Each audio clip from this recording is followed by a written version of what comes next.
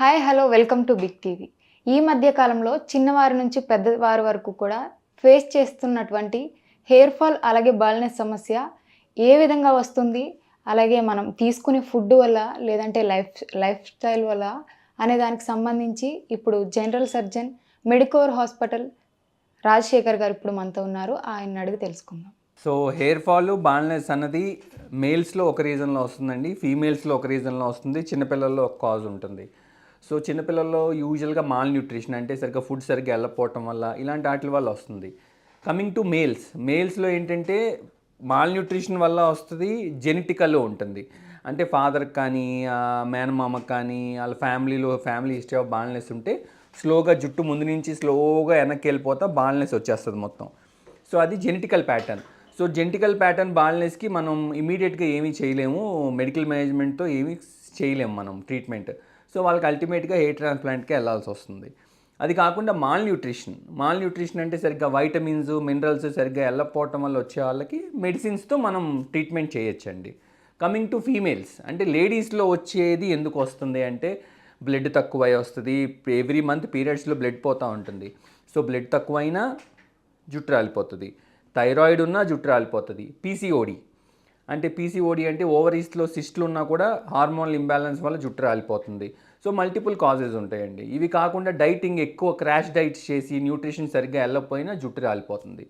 So రాగానే ఒకసారి examine చేసి చూసుకుంటాం అసలు ఈ ప్యాటర్న్ ఆఫ్ హెయిర్ లాస్ మేల్లో ఉందా, ఫీమేల్ ప్యాటర్నా, ఫీమేల్లో హెయిర్ లాసా, మేల్ హెయిర్ లాస్ అయితే మీకు ఎందుకు వస్తుంది, జెనెటికలా మాల్ న్యూట్రిషనా చూసి దాన్ని ట్రీట్ చేస్తాం. చూడగానే అర్థమైపోతుందండి this is not possible to treat with medically అని అర్థమైనప్పుడు మేము చెప్పేస్తాం లేదండి మెడిసిన్స్తో పనిచేయదు, సర్జికల్గా హెయిర్ ట్రాన్స్ప్లాంట్ చేసుకోవాలి అని. సో అది అల్టిమేట్ అందరికీ హెయిర్ ట్రాన్స్ప్లాంట్ చేయమండి, ఎవరికి అవసరమైతే వాళ్ళకే చేస్తాం. అంటే ఎన్ని టైప్స్ ఆఫ్ ట్రీట్మెంట్స్ ఉంటాయండి దీనికి సంబంధించి? మెడికల్, సర్జికల్ అండి. మెడికల్ అంటే మందులతో తగ్గించడం, సర్జికల్ అంటే సర్జరీస్ చేసి హెయిర్ ట్రాన్స్ప్లాంట్ చేయటం. రెండే ట్రీట్మెంట్స్ ఉంటాయి. అంటే ఈ మధ్య కాలంలో ఒక ఇన్స్టాల్ అయితే బాగా వైరల్ అవుతుంది. ఒక అతను 3 times ఆ క్రీమ్ అప్లై చేసుకుంటే నెక్స్ట్ టైం నుంచి ఇంకా హెయిర్ వచ్చేస్తుంది అని అయితే ఫేక్ న్యూస్ అయితే వస్తుంది. అది ఎంతవరకు నిజం? అందరూ 100 మంది లైన్లో నుంచుంటారు. ఒక బ్రష్తో ఇలా తల మీద ఇలా రాస్తూ ఉంటాడు ఒకళ్ళేమో పెద్ద ఆయనకే బట్టతలు ఉంటుంది, ఆయనకే బట్టతలు ఉంటుంది, ఆయన అందరికీ జుట్టు మొలిపించేస్తా అని చెప్తూ ఉంటాడు. రకరకాల ట్రీట్మెంట్స్ వచ్చినాయండి, అవి ఏమీ పనిచేసే అయితే ఇంత హెయిర్ ట్రాన్స్ప్లాంట్స్ ఎందుకు చేయించుకుంటారు? అందరికీ జుట్టు ప్రపంచంలో బట్టతలు లేకుండా ఉంటారు అందరూ. సో ఏంటంటే ఏదైనా మనం నమ్మాలి అంటే టెక్నికల్గా సైంటిఫిక్గా నమ్మాలండి. సపోజ్ ఒక మొక్క ఉంది, ఆ మొక్కకి బలం కావాలి, మొక్క పెరగాలి అంటే భూమిలో బలం ఉంటేనే పెరుగుద్ది, పైనుంచి మీరు 100 స్ప్రేలు కొట్టినా పెరగదు అది. సో ఏదైనా హెయిర్ లాస్ ట్రీట్ చేయాలంటే లోపల ఉన్న కాజ్ని ట్రీట్ చేయాలి మనం. అంటే మీకు న్యూట్రిషన్ డెఫిషియన్సీ ఉంటే మల్టీవైటమిన్స్ ఇవ్వాలి, జెనెటికల్గా తేడా ఉంటే ఆ జెనెటికల్గా తేడా ఉన్నదాన్ని మనం చూసుకుని దానికి సంబంధించిన ట్రీట్మెంట్ ఇవ్వాలి. అంతేగాని పైనుంచి మీరు 100 చేసినా, మీరు ₹1,00,00,000 ఖర్చు పెట్టి అమృతం తెచ్చి పోసినా కూడా జుట్టు ఊడిపోయేదాన్ని మీరు ఆపలేరు.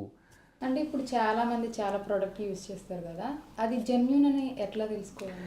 అమ్మ ఎప్పుడైనా ఏ ప్రోడక్ట్స్ యూజ్ చేస్తున్నా మీరు డాక్టర్ దగ్గరికి వెళ్ళి డాక్టర్ చెప్పిన ప్రోడక్ట్స్ యూజ్ చేసుకుంటే ఎప్పుడైనా మీకు బెస్ట్ అండి. మీరు ఏదో మా దగ్గరికి వచ్చి మాతో ట్రీట్మెంట్ చేసుకుంటే మేము కోట్లు సంపాదించేసుకోవాలని మీకు ఈ విషయాలు చెప్పట్లేదు.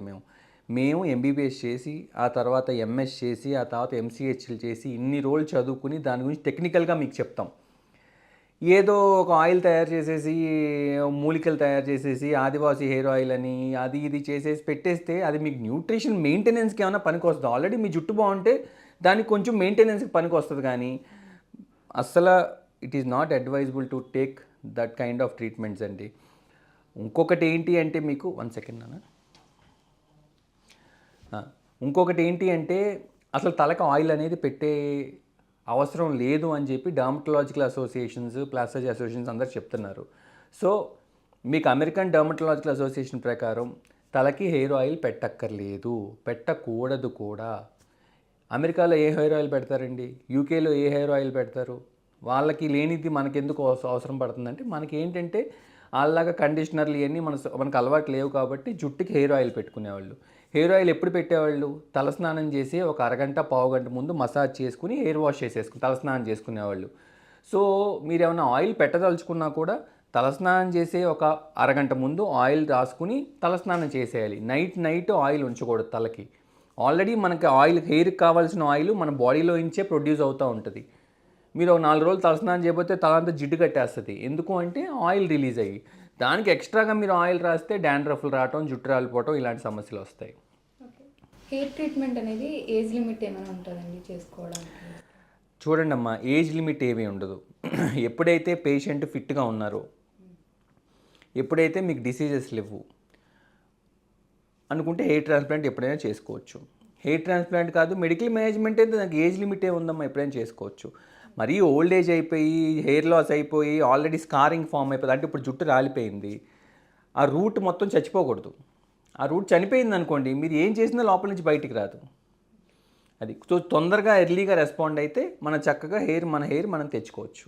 అంటే ఇప్పుడు చాలామంది చిన్న వయసులోనే వైట్ హెయిర్ రావడం అట్లా చాలామంది ప్రాబ్లమ్స్ ఫేస్ చేస్తున్నారు. ఇది ఎందుకు వస్తుంది అసలు? చిన్న వయసులో హెయిర్ వైట్ అవ్వటం అంటేనమ్మా స్ట్రెస్ వల్ల అవ్వచ్చు, న్యూట్రిషన్ డెఫిషియన్సీ వల్ల అవ్వచ్చు, బాడీలో ఏదన్నా ప్రాబ్లం అంటే ఎనీ అండర్లయింగ్ ప్రాబ్లం ఏదన్నా ఉన్నా కూడా అవ్వచ్చు.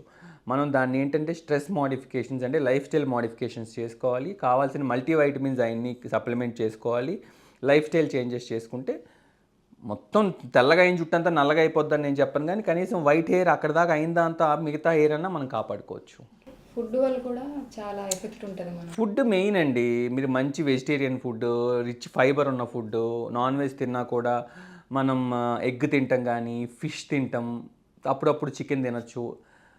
ఇలాంటి హెల్దీ నాన్ వెజిటేరియన్ డైట్స్ తీసుకోవచ్చు. వెజ్లో తీసుకుంటే మంచిగా fruits, vegetables, fibre rich fruits, green leafy vegetables ఇవన్నీ తీసుకుంటే వెళ్తాయి.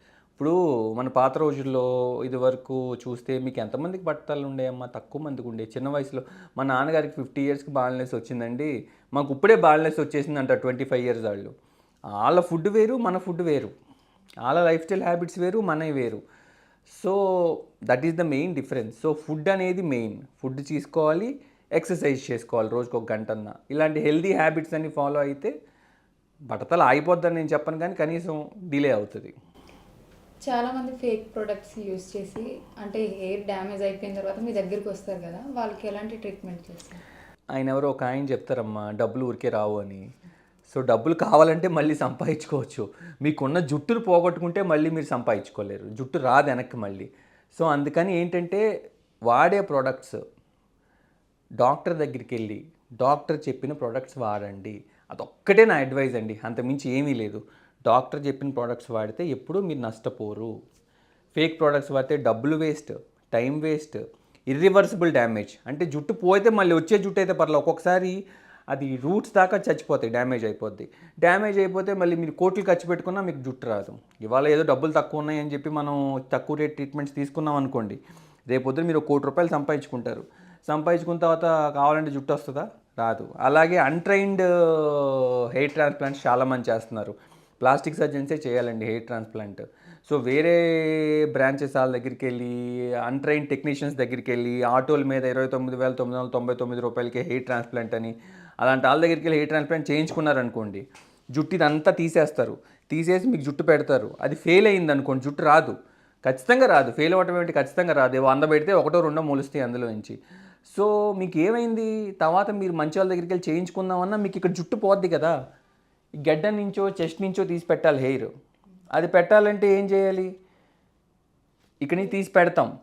ఈ జుట్టు టెక్స్చర్ ఒకలా ఉంటుంది, గడ్డం టెక్స్చర్ ఒకలా ఉంటుంది, చెస్ట్ మీద హెయిర్ టెక్స్చర్ ఒకలా ఉంటుంది. ఇదంతా సేమ్ మ్యాచ్ అవ్వదు మీకు. జుట్టు మధ్యలో రకరకాల టెక్స్చర్లు కనిపిస్తూ ఉంటాయి. అందుకని డబ్బులు పోతే మళ్ళీ సంపాదించుకోవచ్చు, జుట్టు పోతే సంపాదించుకోలేం. సో కాబట్టి మీరు జాగ్రత్తగా మీ డాక్టర్ని చూస్ చేసుకుంటాం ఒకటే main criteria for successful hair reduction. Reduction పెట్టద్దండి. మీ డాక్టర్ని మీరు సెలెక్ట్ చేసుకుంటమే సక్సెస్ఫుల్ హెయిర్ గ్రోత్ ట్రీట్మెంట్కి హెల్ప్ అవుతుంది మీకు. ఓకే, ఇప్పుడు ఏదైనా ప్రోడక్ట్ యూస్ చేయడం వల్ల స్కిన్ కూడా ఎఫెక్ట్ అవుతుంది అంటారు. చాలామంది బ్యూటీ పార్లర్కి వెళ్ళి బ్లీచింగ్స్ చేయించుకుని హెయిర్ అంతా ఫేస్ అంతా డ్యామేజ్ అయిపోయి, స్కిన్ అంతా నల్లగా అయిపోయి మా దగ్గరికి వస్తారండి. మేము ఎంత ట్రై చేసినా దాన్ని కొంచెం తగ్గించగలం, కానీ పాపం ఒక్కొక్కసారి ఎంతో కొంత మార్క్ అనేది ఉండిపోతుంది. డీపర్ లేయర్స్ ఆఫ్ డ్యామేజ్ అయిపోతే మనం ఏం చేస్తాం? బ్లీచింగ్స్ చేయించుకుంటాం, ఫేషియల్ చేయించుకుంటాం, ఫేస్ మసాజెస్ చేయించుకుంటాం, చాలా ప్రోడక్ట్స్ యూజ్ చేస్తూ ఉంటారు బ్యూటీ పార్లర్కి వెళ్ళి. వాళ్ళకి అవన్నీ చాలామంది మేము ఆల్మోస్ట్ మంత్లీ 1 or 2 కేసెస్ అన్నా చూస్తామండి. సో ఏ ట్రీట్మెంట్ అయినా దేనికోసమైనా మహా అయితే హెయిర్ సెలూన్కి, పెడిక్యూర్కి, మ్యానిక్యూర్కో, హెయిర్ కట్కో వెళ్ళండి, కానీ బ్యూటీ పార్లర్కి వెళ్ళినప్పుడు మాత్రం ఇలాంటివన్నీ చేయించుకోవద్దండి మీరు. అంటే ఇప్పుడు చాలామంది ట్రీట్మెంట్ చేయించుకుంటారు కదా, హెయిర్ ట్రాన్స్ప్లాంటేషన్. అది చేసుకున్న తర్వాత మళ్ళీ హెయిర్ ఫాల్ అయ్యే సమస్య ఏదైనా? హెయిర్ ఫాల్ అవుతుందండి ఒక్కొక్కసారి. ఎప్పుడు అవుతుంది అంటే సరిగ్గా ట్రీట్మెంట్ ఫాలో అవ్వకపోతే, సరిగ్గా హెయిర్ ట్రాన్స్ప్లాంట్ చేయించుకోకపోతే. సరిగ్గా సక్సెస్ఫుల్ హెయిర్ ట్రాన్స్ప్లాంట్ అయిన తర్వాత ఏమి పెద్ద పెద్ద ట్రీట్మెంట్స్ ఏమి ఇవ్వండి. రోజుకు ఒక మల్టీవైటమిన్ ట్యాబ్లెట్ వేసుకోమని చెప్తాం, రోజుకు ఒక హెయిర్ స్ప్రే చేసుకోమని చెప్తాం. సో మన కోసం మనం ఒక 5 నిమిషాలు టైం స్పెండ్ చేసి రోజు నైట్ నిద్రపోయేతో ఒక ట్యాబ్లెట్, ఒక హెయిర్ స్ప్రే చేసుకుని పడుకుంటే ఏమీ ప్రాబ్లం లేదండి. హెయిర్ లైఫ్ లాంగ్ ఉంటుంది. అది కూడా మన కోసం మనం టైం స్పెండ్ చేసుకోలేకపోతే ఇక మనం ఏం చేయలేము ఇంకా. ఇప్పుడు ట్రీట్మెంట్కి ఎంత కాస్ట్ అంటే? డిపెండ్స్ అండి ఎన్ని హెయిర్ ఫాలికల్స్ పెడుతున్నామని. ఇప్పుడు కొంతమందికి 1000 పెడతాం, 2000 పెడతాం, 3000 పెడతాం, 3500, 4000, 4500 దాకా వెళ్తాం. సో మనం ఎన్ని హెయిర్ ఫాలికల్స్ పెడుతున్నాం అనే దాన్ని బట్టి కాస్ట్ మీద డిపెండ్ అవుతుంది. ఒక్కొక్కసారి ఒక్కొక్క హెయిర్ ఫాలికల్ 60 రూపీస్ ఛార్జ్ చేస్తాం, 80 రూపీస్ ఛార్జ్ చేస్తాం. So depends on number of hair follicles. ఎక్కువ హెయిర్ ఫాలికల్స్ పెడుతుంటే తక్కువ ఛార్జ్ చేస్తాం, తక్కువ హెయిర్ ఫాలికల్స్ పెడుతుంటే కొంచెం ఎక్కువ ఛార్జ్ చేస్తాం. ఈ ట్రాన్స్ప్లాంటేషన్లో కూడా డిఫరెన్స్ ఉంటాయా? ఎఫ్యూఈ టెక్నిక్ అంటామమ్మా, ఎఫ్యూటీ టెక్నిక్ అంటాం, డిఫరెంట్ టెక్నిక్స్ ఉన్నాయి. సో ఎఫ్యూఈ టెక్నిక్కే చేస్తున్నాం ఇప్పుడు. అంటే వెనకాల నుంచి చిన్న పంచ్ తీసి అక్కడ పెడతాం అనమాట. That is called ఎఫ్యూఈ technique. అది చేస్తున్నాం. ఎటువంటి ప్రోడక్ట్స్ యూజ్ చేయాలి చేయించుకున్న తర్వాత అనేది ఫస్ట్ ఆఫ్ ఆల్ టీవీలో మీరు ఏమన్నా యాడ్స్, ఇన్స్టాగ్రామ్లో యాడ్స్ చూస్తే ఆ ప్రోడక్ట్స్ యూజ్ చేయొద్దమ్మా. సింపుల్గా చెప్తున్నాను నేను. ఏదన్నా యూజ్ చేస్తే డాక్టర్ చెప్పిన ప్రోడక్ట్ యూజ్ చేయండి.